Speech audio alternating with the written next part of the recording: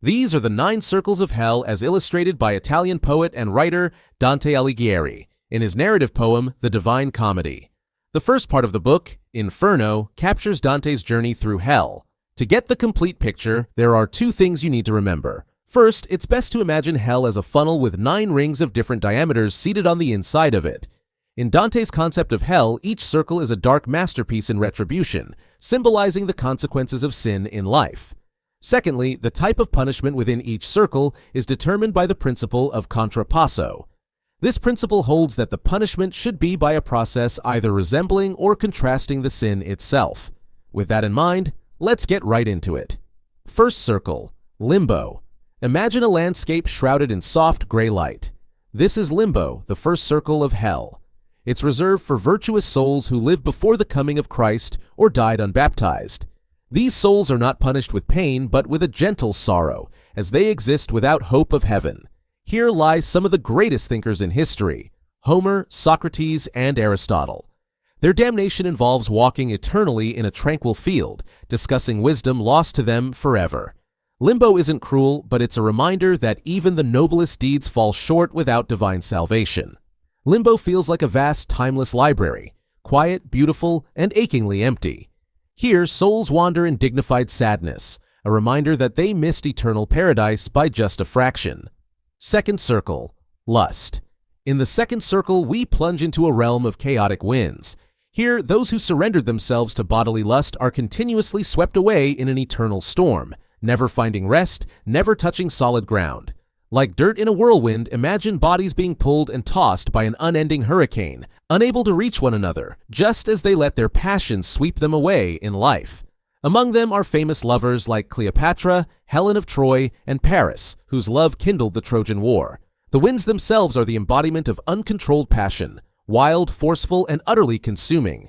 It's a punishment fitting their crime. For those who lived without restraint, the storm reflects the tempest of passion they indulged, now an endless whirlwind of unfulfilled desire. Third circle, gluttony.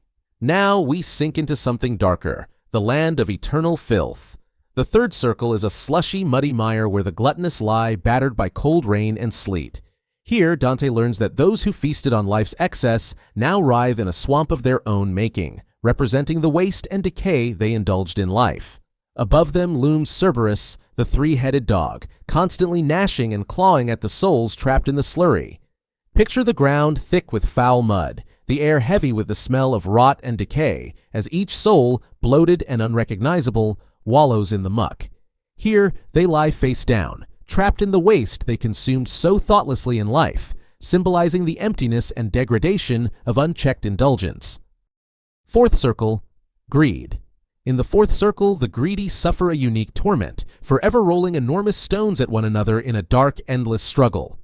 Their lives revolved around wealth, hoarding, or wasting it, so now they're doomed to push against each other for eternity.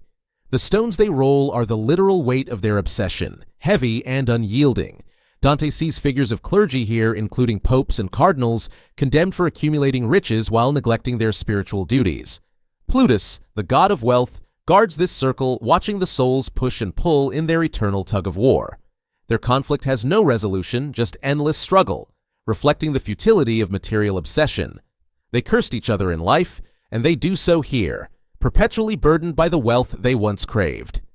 Fifth circle, anger. Here, we reach the dark waters of the river Styx, where the wrathful clash in a perpetual brawl, their fury erupting in endless violence. On the surface, angry souls fight, grapple, and submerge each other. Beneath the surface lies the sullen, trapped forever in silent despair, consumed by their own resentment. Imagine struggling in muddy water, gasping for breath, endlessly pulled under by another's hand. Among the souls here, Filippo Argenti catches Dante's eye, a man who once wronged Dante himself. Dante feels a bitter satisfaction seeing him suffer, pulled under by his own hatred. The muddy river reflects the inner turmoil and bitterness that ruled their lives, for the wrathful rage is their prison, while the sullen choke on the weight of their own misery, symbolized by their submerged existence. Sixth circle, heresy. The sixth circle lies behind the gates of the city of Dis. Here, heretics lie in fiery tombs. These are souls who denied the teachings of the church, choosing to believe only in the material world. Imagine vast fields of stone tombs, each engulfed in flames. Here, Epicurus, who taught that the soul perishes with the body, burns alongside countless others. The fire that surrounds them represents divine truth, which they rejected in life, now eternally searing them in death.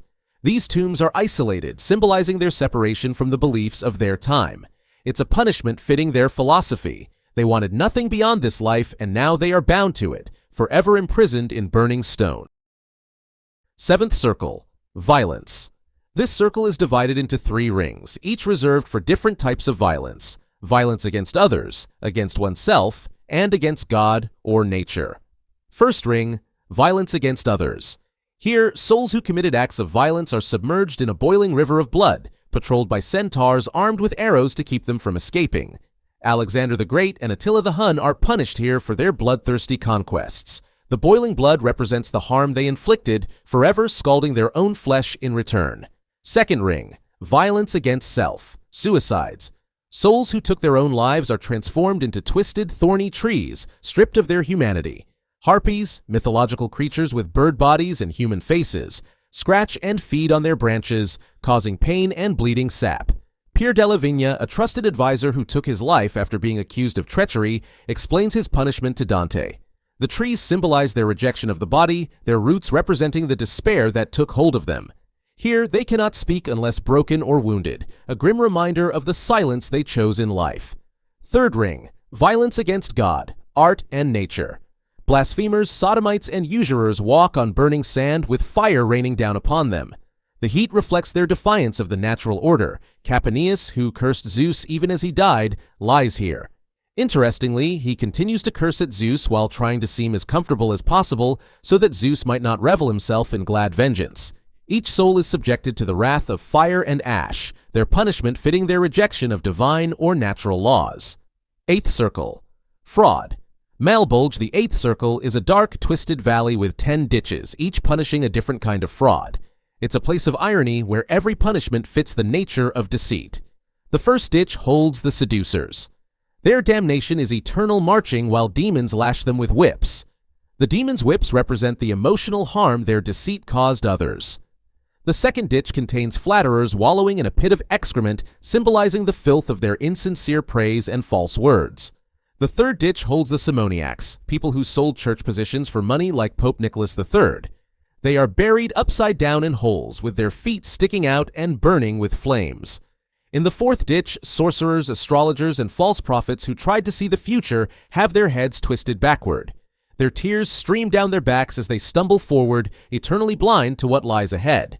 The fifth ditch is filled with a pool of boiling pitch, where corrupt politicians lie submerged.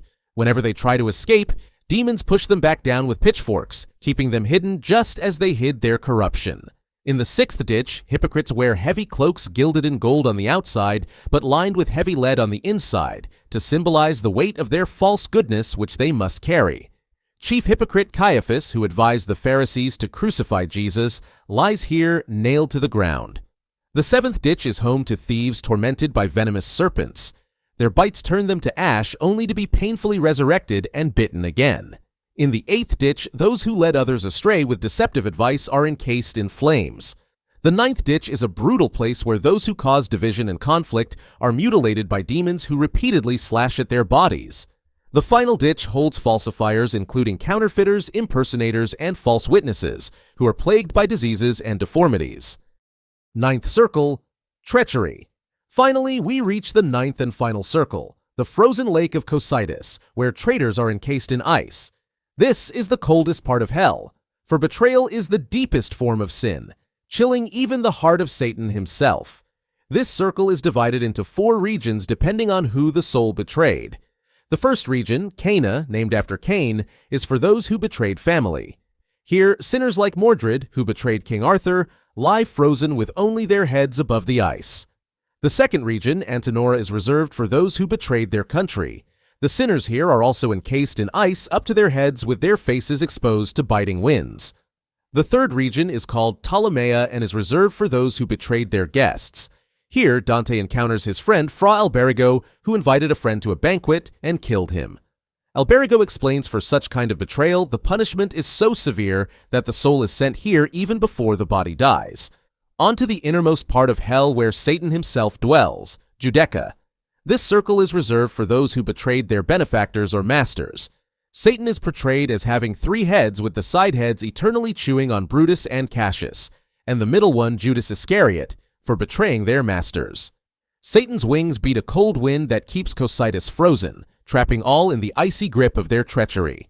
Each layer of the 9th circle is colder and darker, a silent reminder of the price of betrayal, as these souls are left to stare at their own reflection in the icy walls, forever frozen in guilt and remorse. And there you have it. Those are Dante's 9 circles of hell. Each circle is a chilling artistic reflection of the consequences of sin, painted with vivid characters, dark irony, and eternal retribution. If you enjoyed this video, please hit the subscribe button. By subscribing, you're helping us grow, and we're committed to making this channel even better for you. We'll listen to your feedback, cover the topics you care about, and keep delivering great content. Thank you for your support.